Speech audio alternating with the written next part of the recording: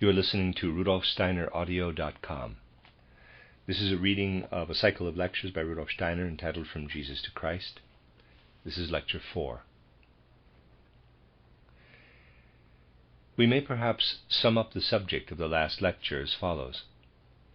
From the mystery of Golgotha onward, to the beginning of that epoch before the portal of which we now stand, a man could come by various ways exoterically to an experience of the Christ impulse, an experience before actual initiation.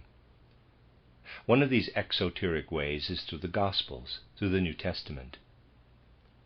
The contents of the Gospels, when these are received into our souls and permitted to work upon us, actually bring about for each one of us an inner experience. And this inner experience may indeed be called the Christ experience. The second way for the exotericist was described as that of accepting what an esotericist, he who in a certain sense was initiated, could make known from the spiritual worlds. By this way, also, the man who as yet was standing before the gate of initiation could come to the Christ event, not through the traditional gospel, but through continuous revelations from the spiritual worlds. We spoke, too, of a third way, that of the inner deepening of heart and soul, and pointed out that this way must begin in experiences through feeling. For man, if he feels within him only the divine spark, may be driven to pride and arrogance. On the other hand, when he is not conscious of his connection with the divine, he can be driven to despair. We saw how, in very deed, since the events in Palestine, the swaying between despair on the one hand and pride and arrogance on the other has been the cause, if a man fixes his gaze upon those events of Palestine, of the birth of the Christ event within him. It was then pointed out that within the next 3,000 years, beginning from our own epoch, everything will be different as regards the evolution of humanity. We also indicated the significant event, which is a consequence of the mystery of Golgotha, but which will be seen spiritually only in the supersensible worlds. Concerning this event, we pointed out that the capacities of man will be enhanced, and that a sufficiently large number of persons beginning from our epoch will grow up able to see the Christ. Thus that which so far, justifiably, has existed in the world as faith will be replaced by what may be called, quote, the vision of Christ. Close quote. Now it will be our task in the course of these lectures to demonstrate further that from the usual way of experiencing Christ as an experience of the heart, the path opens out quite by itself to what may be called the Christian initiation. In the following lectures, we shall speak more exactly about the gradual building up of the Christian initiation. It will also be our task to characterize more closely the nature of the Christ event. Thus, a picture of the Christian initiation and of the Christ event, from the baptism by John to the consummation of the mystery of Golgotha, must come before our minds. If up to this point you keep this resume in mind, the following question may arise, and it is quite justified. What is the relation between external Christianity, Christian evolution as it appears in world history, and the Christ event itself? To everyone who stands consciously in the present, who has gone through no special soul experience of a mystic nature, or has perhaps only the preliminary stages of esotericism behind him, it might appear strange that in every human being a quite definite kind of soul experience should be dependent upon an historic fact, the events of Palestine, on Golgotha, and that previously for these human souls something was not possible, which afterward through these events became possible, namely the inner Christ experience. Of these facts, the leaders of the first Christians and also the first Christians generally, had a very distinct consciousness. And in preparation for the next lectures, it will be well to consider a little how these things appeared to the minds of the early Christians. One can easily believe, and such belief turned later more and more to an orthodox, very one-sided view, that human beings of the pre-Christian times were radically different from those of the post-Christian period. That this view is one-sided you can gather from the words of Augustine. He says that which we now call the Christian religion existed already among the ancients, and was not lacking in the beginning of the human race. When Christ appeared in the flesh, the true religion, which was already in existence, received the name of Christian. In the time of Augustine it was well known that there was not so radical a difference between the pre-Christian and the post-Christian times, as the Orthodox and the Zealots maintained.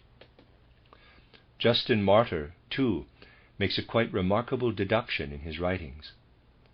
Justin, who is recognized by the Church as one of the Fathers and a martyr, enlarges upon the relation of Socrates and Plato to Christ.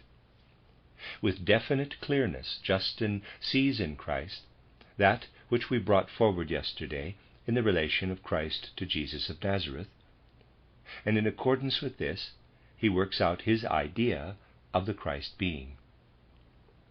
In his title Apologia, he says, expressing the opinion of his age, "What we can repeat today in the same words. Christ, or the Logos, was incarnated in the man Jesus of Nazareth." Justin then says, did the Logos exist in the eminent personalities of the pre-Christian time? Was man in pre-Christian times quite unacquainted with the Logos? To the first question, Justin Martyr answers yes, and to the second, emphatically, no. Socrates and Plato were also men in whom the Logos lived. They did not, however, possess the Logos completely. But through the Christ event, it has become possible that man can within himself experience the Logos completely in his original perfected form.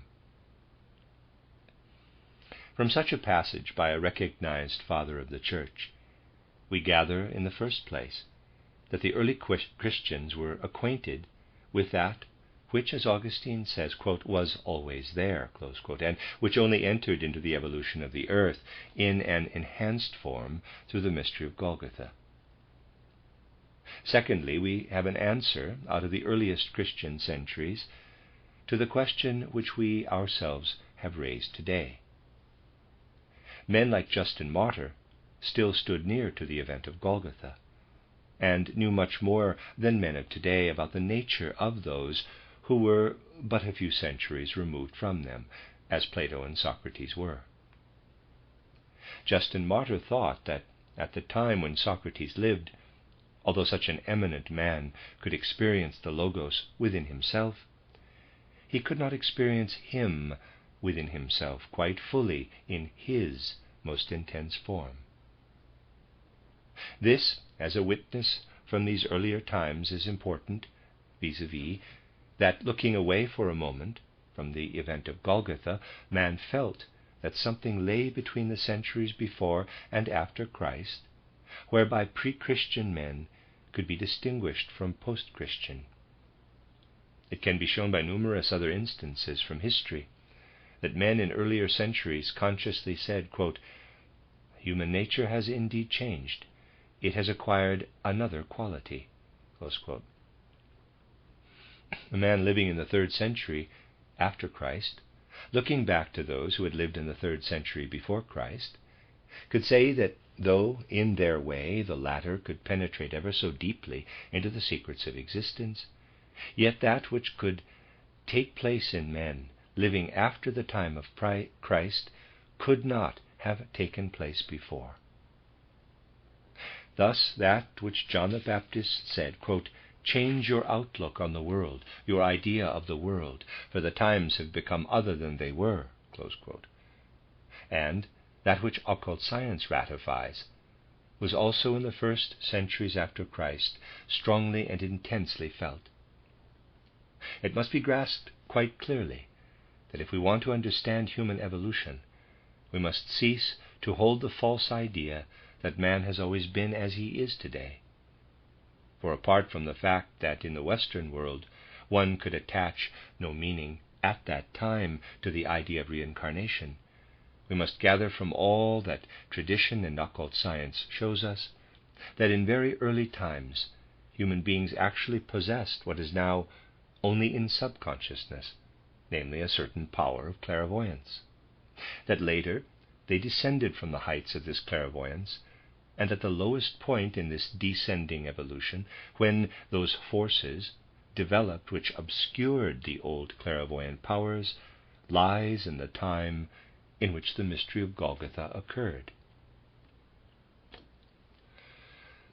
In the material sphere, people know that a great quantity of fluid can be affected through an extremely small quantity of a given substance.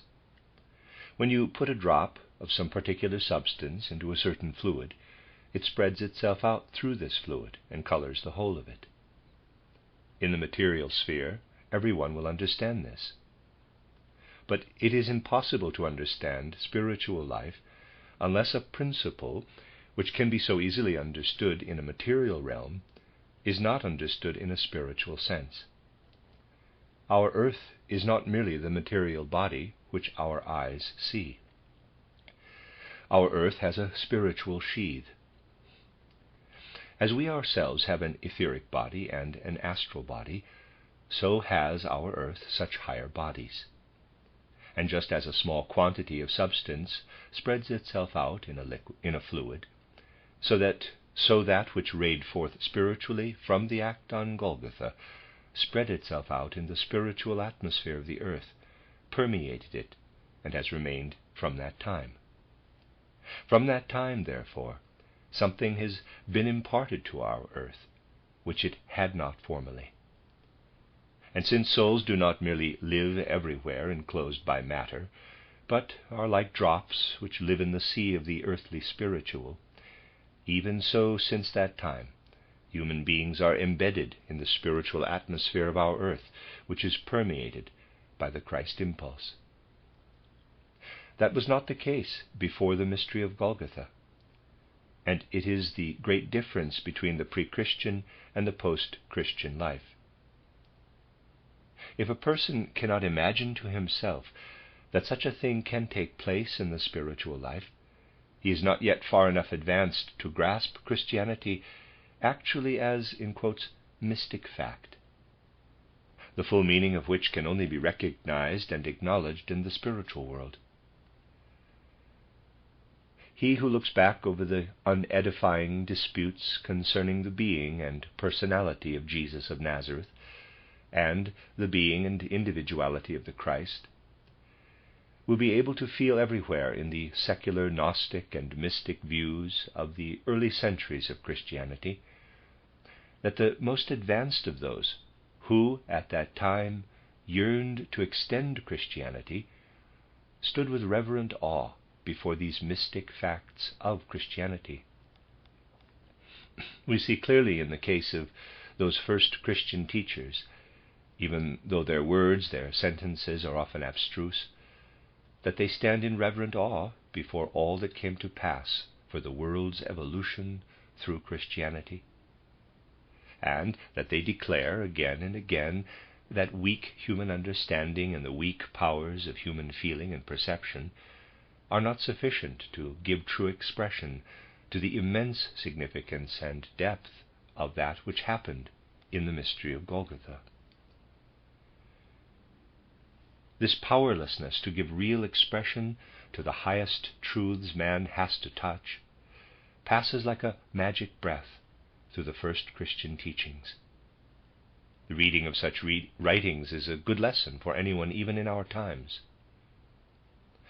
We can learn thereby to exercise a certain modesty with regard to the highest truths. If we have the necessary humility and modesty toward that which is more easily recognized as the portal of a new Christian epoch than it was in the first Christian centuries, we can say, quote, "Certainly it is now possible to know more than it was then, but no one who ventures to speak of the mysteries of Christianity should remain unconscious of the fact that what we are able to say today concerning the deepest truths of human evolution will, in a comparatively short time, again be imperfect. Close quote.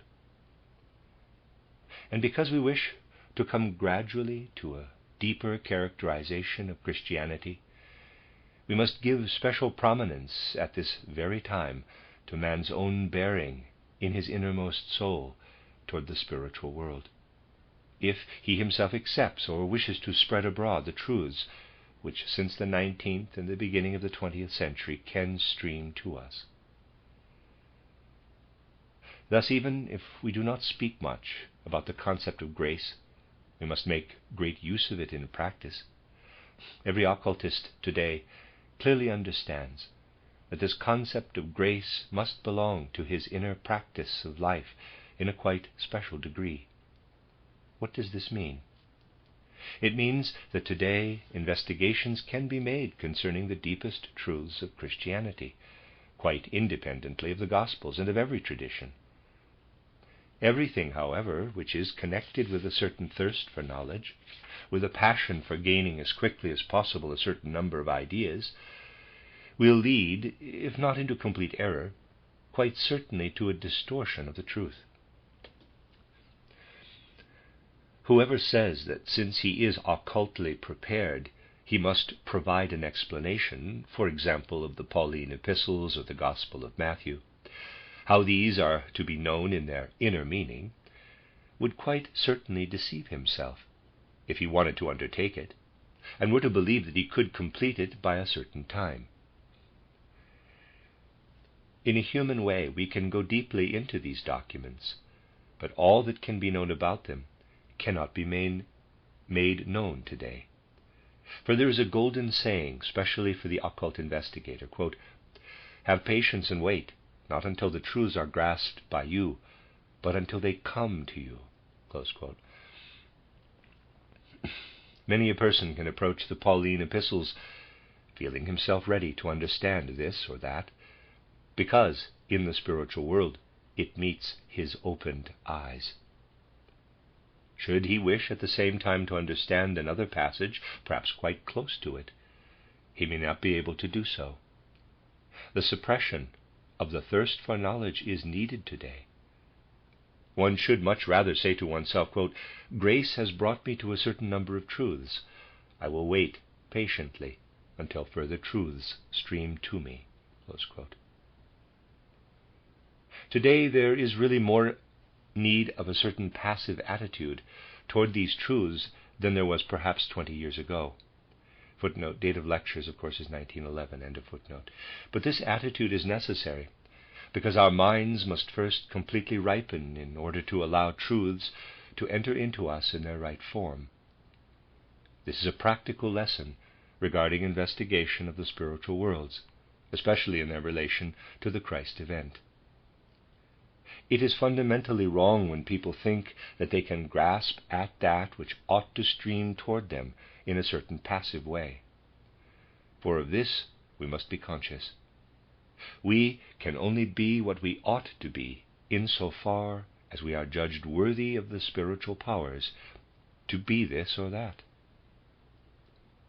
And all that we can do in meditation, contemplation, and so forth is really done only to open our eyes, not in order to seize the truths which must come to us, truths which we may not run after. With any other feeling than whole-hearted devotion, we cannot enter the spiritual world. Our age is in a certain way ripe, so that those who develop this feeling through passivity in their soul evolution, in the way described above, can understand what has just been said, what we have placed today in the forefront of our subject, vis-a-vis that something like a drop of spiritual substance flowed from the deed upon Golgotha. Souls are ripe today for this understanding. Much that modern times have brought to us, we should not have had if souls had not been willing to ripen in this way.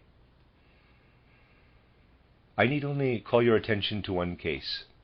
If the soul of Richard Wagner had not ripened in a certain passive way, if he had not surmised concerning the mystery of Golgotha the flowing forth of that which came drop by drop into the spiritual atmosphere of earth humanity, we could not have had his Parsifal.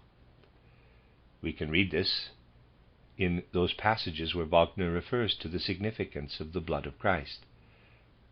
We can find many minds in our day who show us how that which hovers in the atmosphere is grasped by the souls into which it penetrates.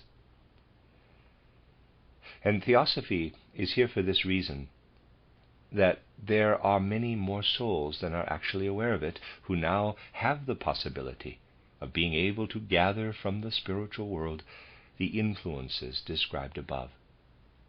But such souls need a lightening of their difficulties through the understanding of the spiritual world.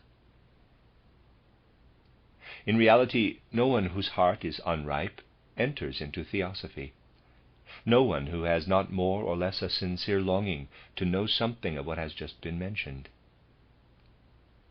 It may indeed be that some are driven into the Theosophical movement through curiosity or the like, but those who are impelled to it with upright hearts feel the longing to be able to open their souls toward that which is making ready for the epoch of human evolution, which begins in the present age.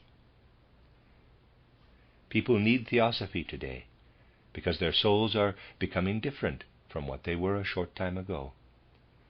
Just as souls underwent a great change in the period in which the event of Golgotha fell, so will they again experience a great change in this, our millennium, and in the succeeding one.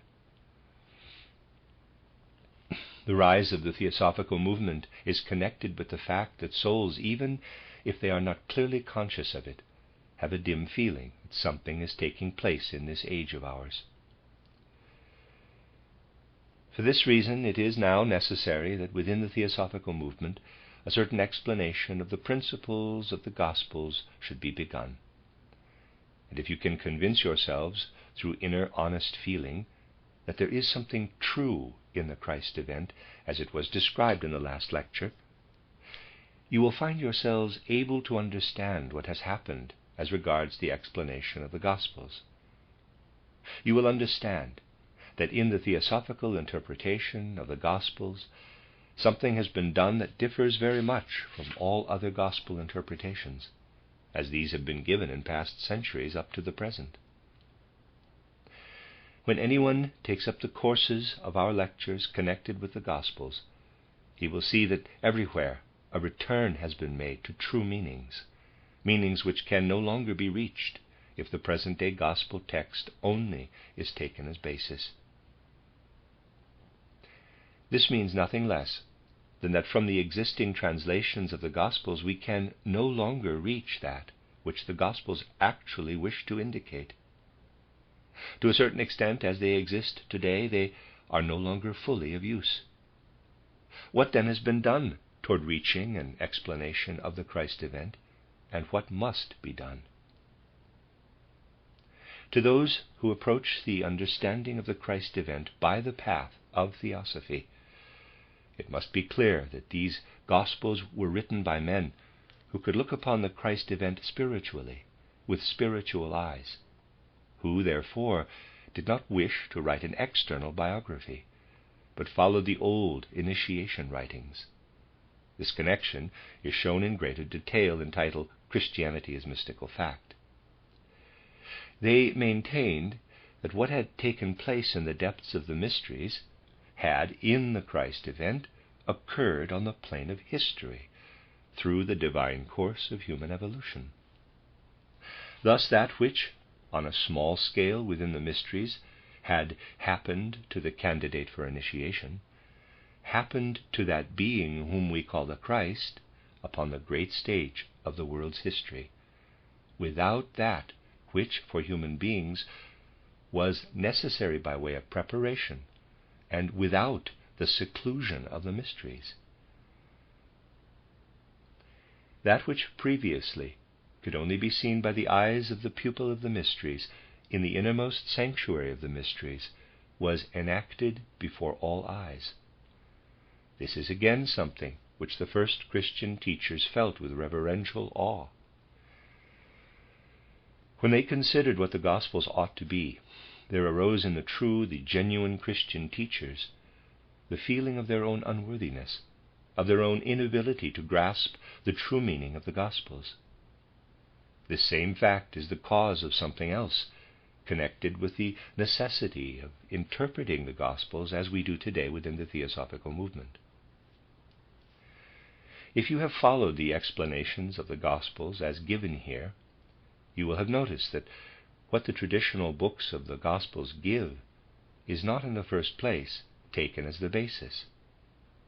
For that which the traditional books of the Gospels give is regarded as something altogether unreliable. Instead, through the reading of the Akashic records, we are taken back to the spiritual writing as it is given out by those who can themselves read spiritually. Only when in the Akashic records reference is made to some passage given in the Gospels do we take into account the particular explanation of the sentences in the tradition as it stands in the printed books.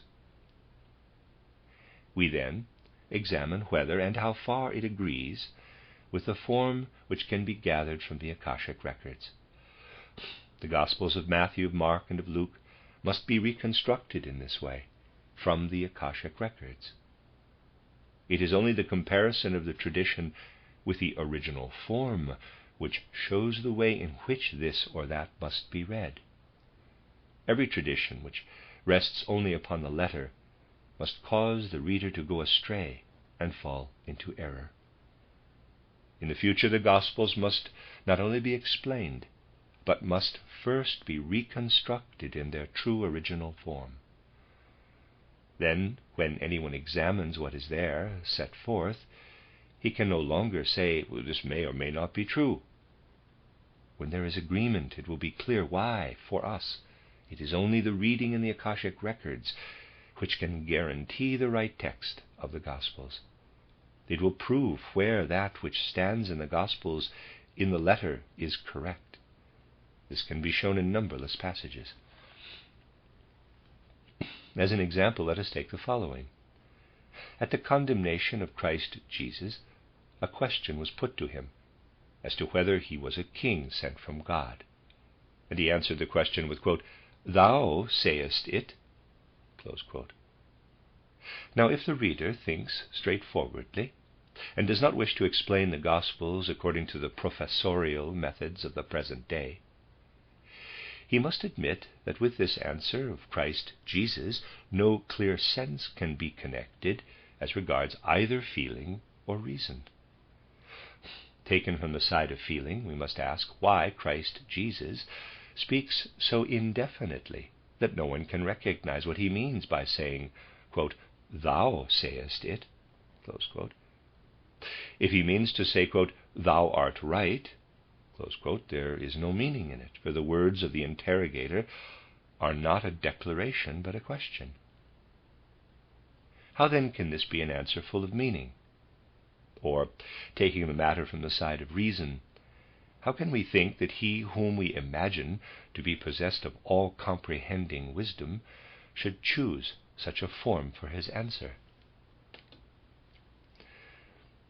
When, however, these words are given as they stand in the Akashic records, they have quite another sense. For in the Akashic records it is not, quote, "Thou sayest it," close quote, but, quote, "This thou alone mayest give as answer," close quote, which means, when we understand it rightly, quote, "To thy question I should have to give an answer which no one may ever give in reference to himself, but which only he before whom he stands can give as answer. Whether it is true or not true, of that I cannot speak. The acknowledgement of this truth lies not in me, but in thee. Thou must say it. Then and then only would it have a meaning." Close quote. Now you may say, quote, "That may be true or may not be true," close quote. Certainly, if we judge in the abstract, we should be right. But if we look at the whole scene, and ask ourselves, quote, can we understand better what stands there when we take the version from the Akashic records? Close quote. It will be apparent to everyone that this scene can only be understood in this way. We can say, too, that the last transcriber or translator of this passage did not understand the matter because it was difficult, and so wrote down what was inaccurate. He who knows how many things in the world are inexactly written down will not be surprised that here we have to do with an inexact version. Have we then no right, when a new epoch of humanity is beginning, to refer the Gospels again to the original form, which can be authenticated from the Akashic records? The whole matter is plainly seen in regard to the Gospel of Matthew.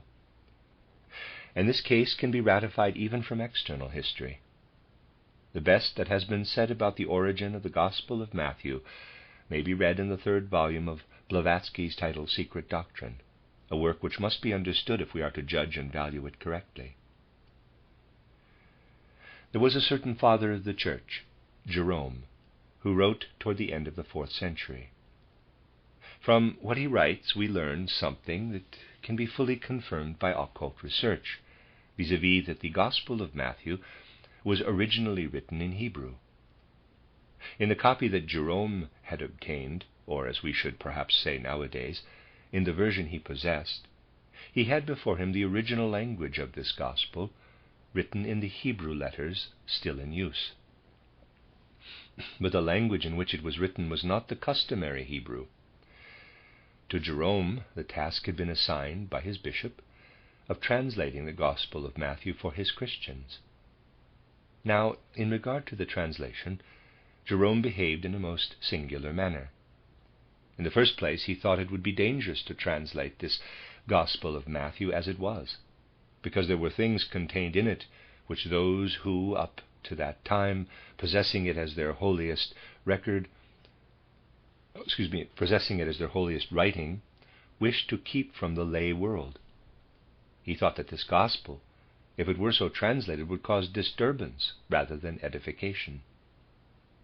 So he omitted the things which, according to his own and the ecclesiastical views of that period, might have a disturbing effect, and replaced them by others.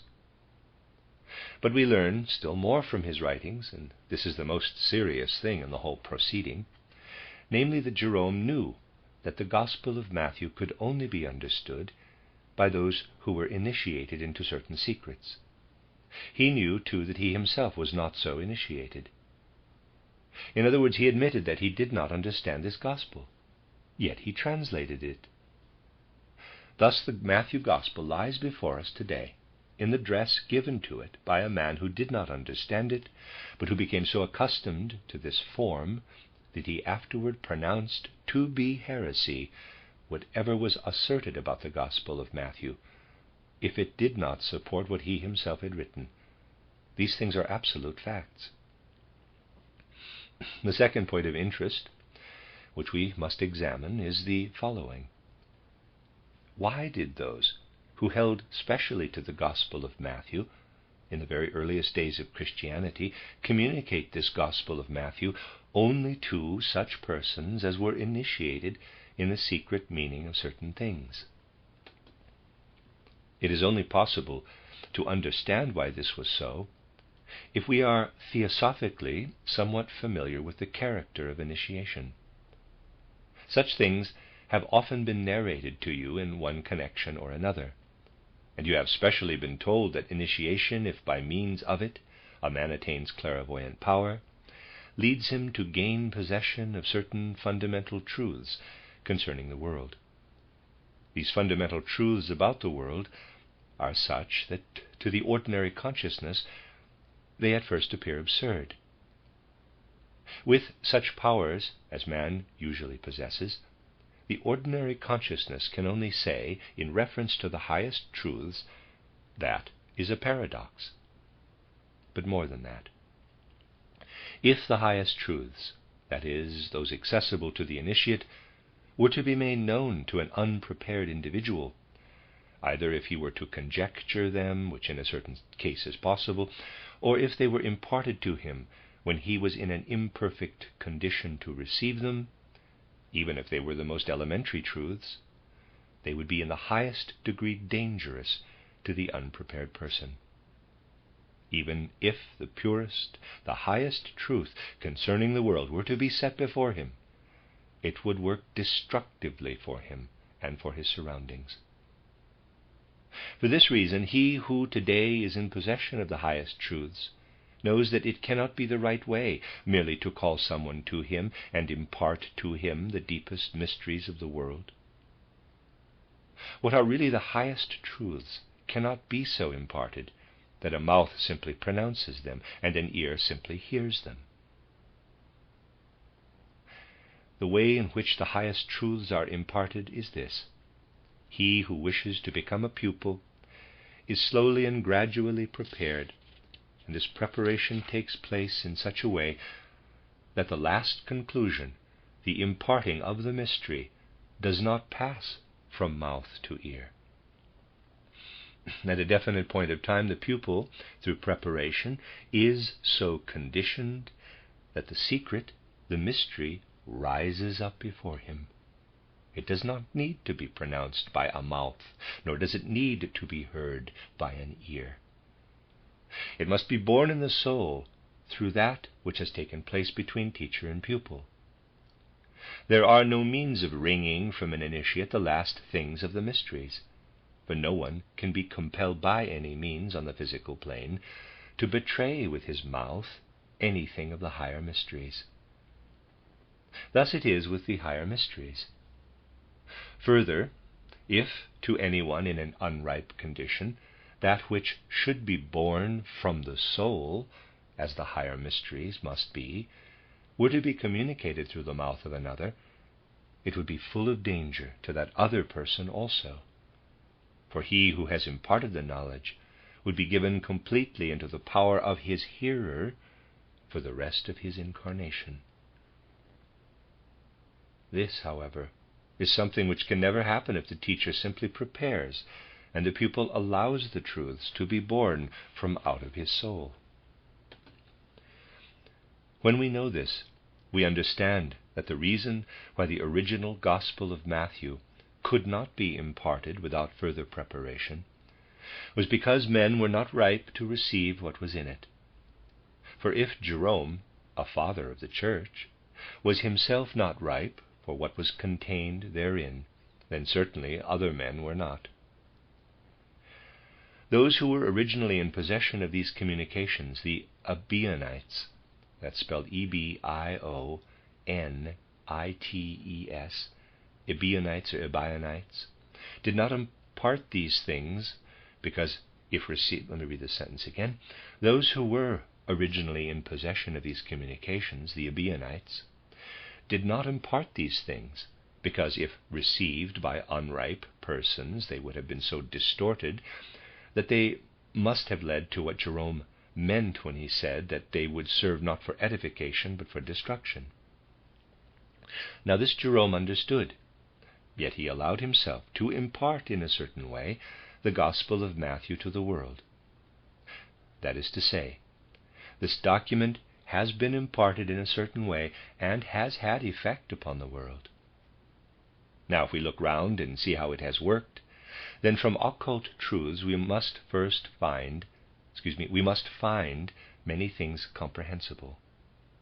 Who would be willing to grant, standing upon the ground of occultism, that all the persecutions, etc., in the Christian world could be connected with the principles of Christ Jesus himself?